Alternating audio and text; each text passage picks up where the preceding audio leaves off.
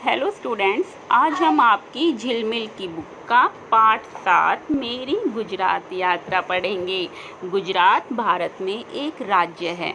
जैसे आप कौन से राज्य में रहते हैं? हरियाणा में। इसी तरह से भारत में कुल 28 राज्य हैं, जिनमें से एक राज्य है गुजरात। इस गुजरात के बारे में हम आज के पाठ में पढ़ेंगे। गुजरात बहुत ही अच्छा राज्य है। इसमें ये देखो बच्चों, ये है statue of unity. Sardar Vallabh भाई पटेल की ये जो स्टैचू है, ये 182 मीटर ऊंची है। ये वर्ल्ड की टॉलेस्ट स्टैचू है। ठीक है, सबसे ऊंची स्टैचू 182 मीटर ऊंची। पूरे वर्ल्ड में इससे ऊंची कोई भी स्टैचू नहीं है ना इंटरेस्टिंग। गुजरात राज्य में और भी बहुत सारे दर्शनीय स्थल हैं। यहाँ का कच्छ का रण बहुत ही वर्ल्ड फेमस है। दूर दूर से लोग यहाँ ये जगह देखने आते हैं। इन तस्वीरों को देखकर आपका भी मन कर गया ना कि आज ही गुजरात पहुँच जाए हम। चलो, इस पाठ में हम गुजरात से संबंधित और बातों को भी देखेंगे। ओके, स्टार्ट करते हैं। आप ही की तरह एक लड़का है अमित ये है। अमित की आयु तो अभी 10 वर्ष की ही है, किंतु उसे यात्रा करने का बड़ा शौक है। कहीं घूमने फिरने का मौका वह कभी नहीं चूकता। अमित के चाचा जी गुजरात में ही रहते हैं। उन्होंने अमित को गर्मियों की छुट्टियों में गुजरात भ्रमण के लिए अपने पास बुला लिया। भ्रमण होता है बेटा घूमना फिरना। गुजरात घूमने के लिए उन्होंने अमित को अपने पास बुला लिया। गुजरात में अमित ने जो कुछ देखा और जाना, उसे अपनी डायरी में इस प्रकार दर्ज किया है। कई जो होते हैं ना बेटा व्यक्ति, उनको डायरी लिखने की हैबिट होती है। मतलब कि वो कहीं घूमने फिरने जाएंगे ना, तो आके उसकी सारी जो स्टोरी है एक डायरी में लिख लेंगे, ताकि कई साल के बाद जब उसको वो पढ़े तो उनकी वो सारी यादें ताज़ा हो जाएं। जैसे फ़ोटो एल्बम बनाते हैं ना हम, जब हम उन फ़ोटोज़ को देखते हैं तो हमारी मेमोरी फिर से यूँ ताज़ा हो जाती है ना कि हम वहाँ घूमने गए थे। इसी तरह से कईयों को डायरी लिखने की आदत है। इसी तरह अमित ने भी डायरी में ही सब कुछ अपनी गुजरात यात्रा के बारे में लिखा। तो उसने क्या लिखा? 15 जून 2015 को क्या हुआ था देखते हैं। लगभग 11 घंटे की रेल यात्रा के बाद आज सुबह ही गुड़गांव से अहमदाबाद पहुंचा। रात भर रेलगाड़ी के हल्के झटकों में नींद ठीक ठाक आई, परंतु थक गया था।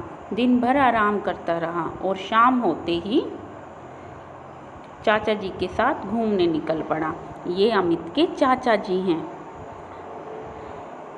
गुजरात नाम के साथ ही गांधी जी का चरखा मेरी आंखों के सामने घूमने लगा। गांधी जी गुजरात के ही थे, याद है ना आपको? गांधी जी की जन्मभूमि के बारे में किताबों में मैंने खूब पढ़ रखा था, परंतु आज उसे अपनी आंखों से देखना अच्छा लग रहा था। ये सब बातें कौन बोल रहा है? अमित ने अपनी डायरी में लिखी हैं ये सब बातें।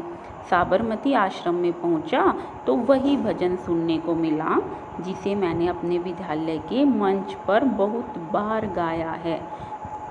कौन सा भजन है वो? वैष्णव जन तो तेने कहिए, जे पीड़ पराई जाने रे, पर दुखे उपकार करे तोए, मन अभिमान नाने रे। बहुत प्यारा भजन है ये।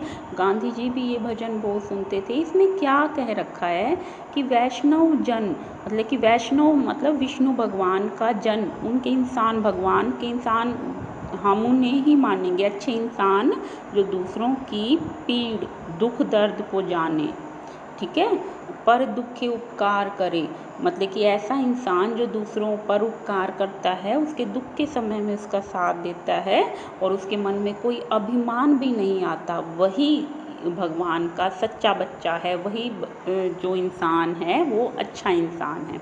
इस भजन में ये बातें समझाई गई हैं, ठीक है। मैं भी खुद को रोक ना पाया और अपने स्वर उसी में मिला दिए जैसे मैंने मिलाए। चाचा जी ने बताया कि यह भजन प्रसिद्ध भक्त नरसिंह मेहता का है, देर रात तक इसी भजन को गुनगुनाते हुए मैं और चाचा जी घर लौट आए। ठीक है, 15 तारीख को तो ये हुआ, फिर 17 तारीख को देखो, 17 जून 2015। आज सुबह से ही मैं बहुत खुश था। अमित बोल रहे हैं ये बातें। आज चाचा जी मुझे श्री कृष्ण की नगरी द्वारिका घुमाने ले गए। द्वारिका के बारे में पिताजी से सुना था कि यह भारत के 4 धामों में से एक है। कहते हैं श्री कृष्ण मथुरा से यहाँ आए थे, इस नगरी को अपनी राजधानी बनाया था। चाचा जी ने बताया कि द्वारिका भारत के पश्चिमी किनारे पर स्थित है।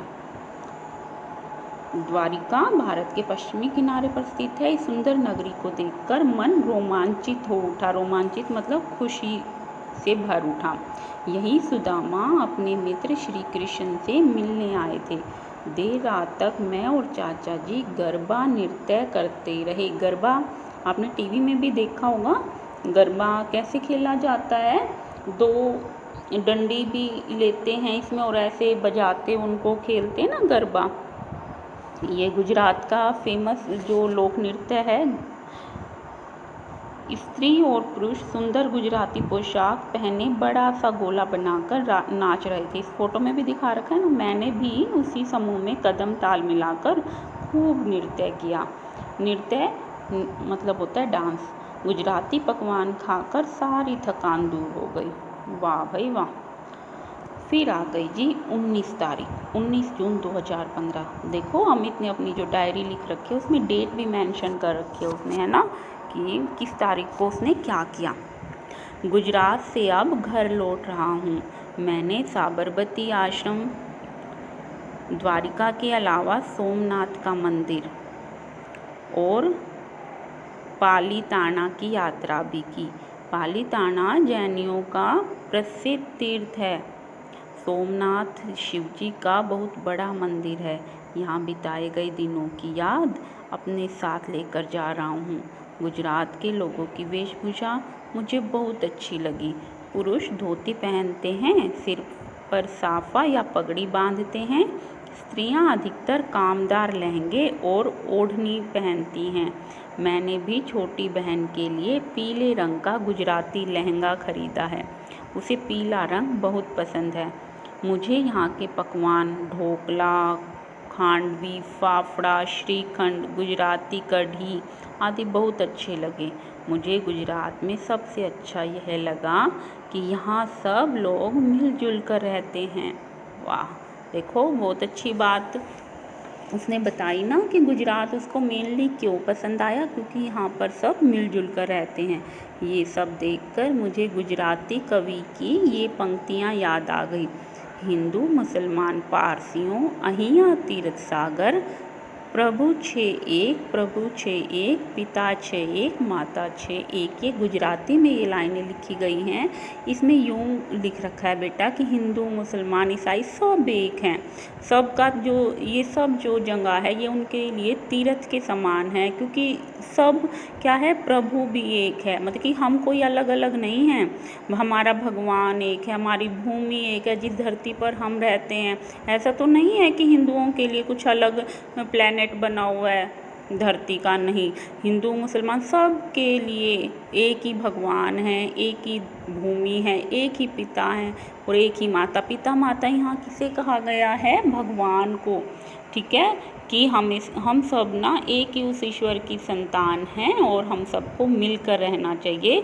ये गुजरात में ये कुछ किसी कविता की कुछ 2 पंक्तियाँ हैं जो उसको अमित को याद आई। तो अमित की गुजरात यात्रा बहुत अच्छी रही है ना। उसने कई जगह देखी और आपको भी टाइम लगे तो आप भी गुजरात पहुंच जाना और साथ में मुझे भी लेके जाना। चलो मिलते हैं नेक्स्ट वीडियो में। बाय।